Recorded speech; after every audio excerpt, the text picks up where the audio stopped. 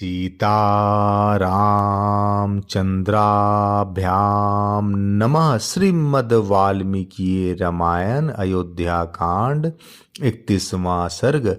श्री राम और लक्ष्मण का संवाद।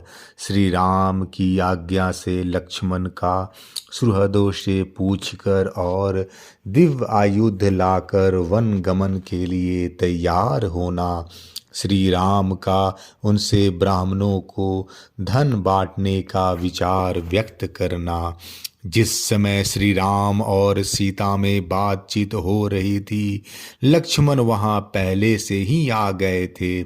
उन दोनों का ऐसा संवाद सुनकर उनका मुखमंडल आंसुओं से भीग गया।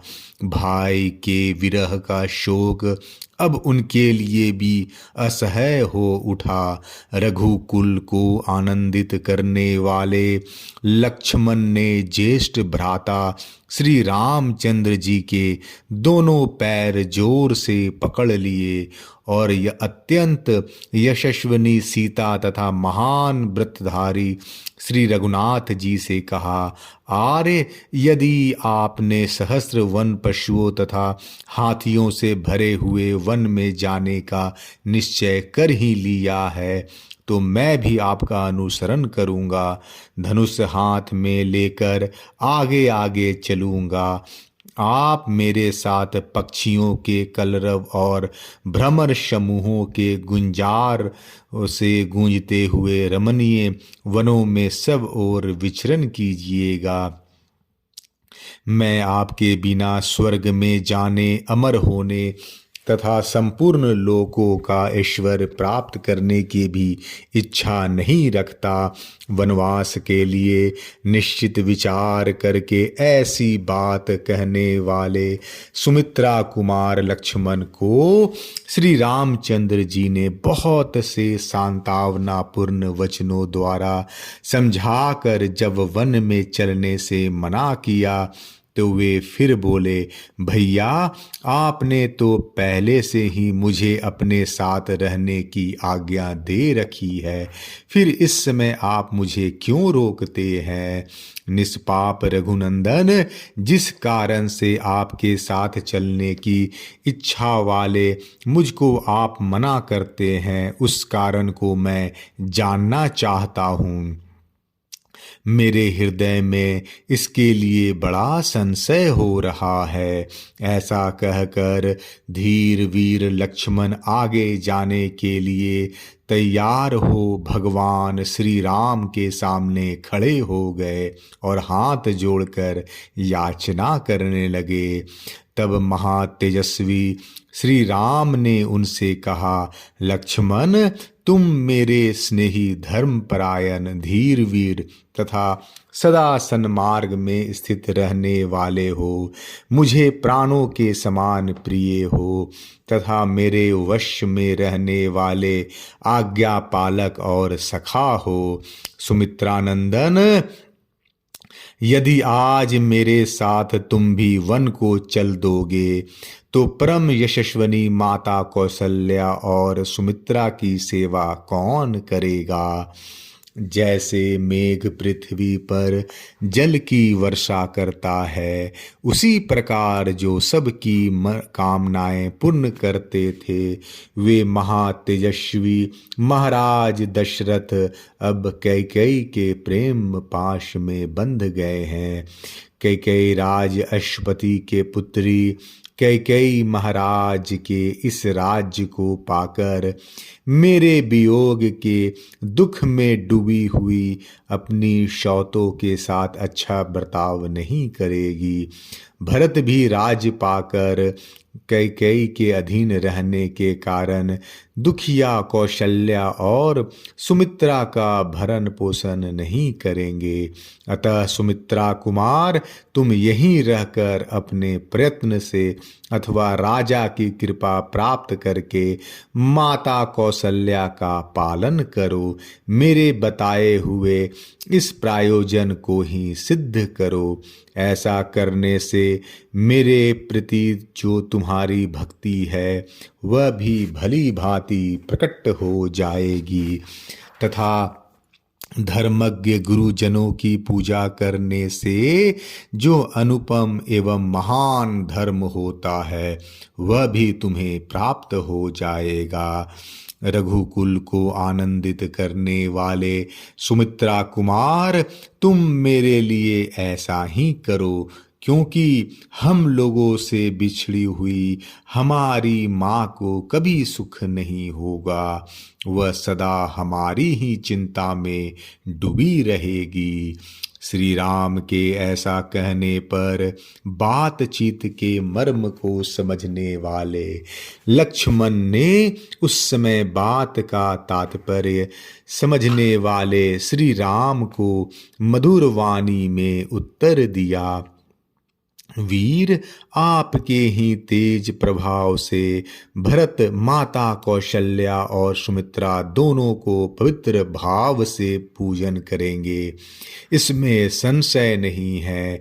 वीरवर, इस उत्तम राज को पाकर यदि भरत बुरे रास्ते पर चलेंगे और दूषित हृदय एवं विशेषता घमंड के कारण माताओं की रक्षा नहीं करेंगे, तो मैं उन दुर्बुद्धि और क्रूर भरत का तथा उनके पक्ष का समर्थन करने वाले उन सब लोगों का वध कर डालूंगा, इसमें संशय नहीं है।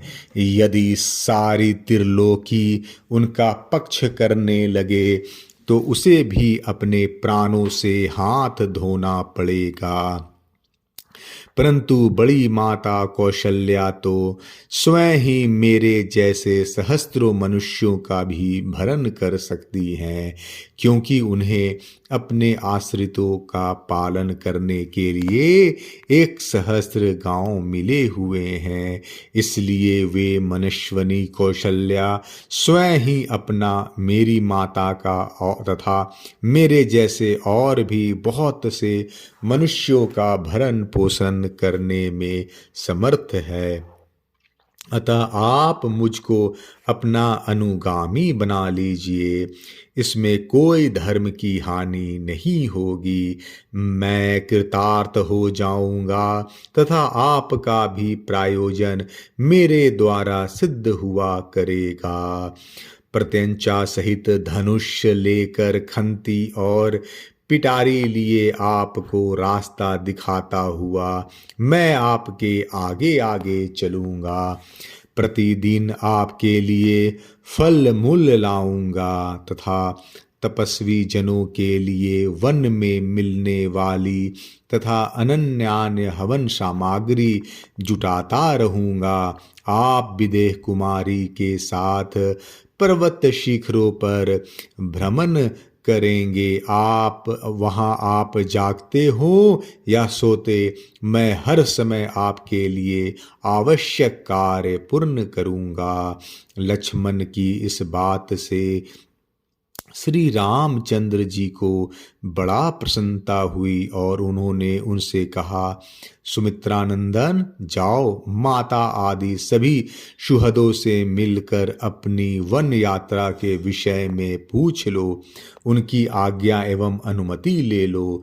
लक्ष्मण, राजा जनक के महान यज्ञ में स्वयं महात्मा वरुण ने उन्हें जो देखने में भयंकर 2 दिव्य धनुष दिए थे, साथ ही जो 2 दिव्य अवेद कवच अक्षय बाणों से भरे हुए 2 तरकश तथा सूर्य के भांति निर्मल दीप्ति से चमकते दमकते हुए जो 2 स्वर्ण भूषित खड्ग प्रदान किए थे, वे सभी दिव्यास्त्र मिथिला नरेश ने मुझे दहेज में दे दिए थे। उन सब को आचार्य देव के घर में सत्कार पूर्वक रखा गया है। तुम उन सारे आयुधों को लेकर शीघ्र लौट आओ। आज्ञा पाकर लक्ष्मण जी गए और सुहृदजनों की अनुमति लेकर वनवास के लिए निश्चित रूप से तैयार हो इक्ष्वाकु कुल के गुरु वशिष्ठ जी के यहाँ गए। वहाँ से उन्होंने उन उत्तम आयुधों को ले लिया। क्षत्रिय शिरोमणि सुमित्रा कुमार लक्ष्मण ने सत्कार पूर्वक रखे हुए उन माल्य भूषित समस्त दिव्य आयुधों को लाकर उन्हें श्री राम को दिखाया। तब मनस्वी श्री राम ने वहां आए हुए लक्ष्मण से प्रसन्न होकर कहा, सौम्य लक्ष्मण, तुम ठीक समय पर आ गए। इसी समय तुम्हारा आना मुझे अभिष्ट था। शत्रुओं को संताप देने वाले वीर, मेरा जो यह धन है, इसी मैं तुम्हारे साथ रहकर तपस्वी ब्राह्मणों को बांटना चाहता हूँ। गुरुजनों के प्रति सुदृढ़ भक्ति भाव से युक्त जो श्रेष्ठ ब्राह्मण यहाँ मेरे पास रहते हैं, उनको तथा समस्त आश्रित जनों को भी मुझे अपना यह धन बांटना है। वशिष्ठ जी के पुत्र जो ब्राह्मणों में श्रेष्ठ आर्य सुयज्ञ हैं, उन्हें तुम शीघ्र ही यहाँ बुला लाओ। मैं इन सब का तथा और जो ब्राह्मण शेष रह गए हैं, उनका भी सत्कार करके वन को जाऊंगा। अयोध्या कांड 31वां सर्ग समाप्त। जय श्री राम।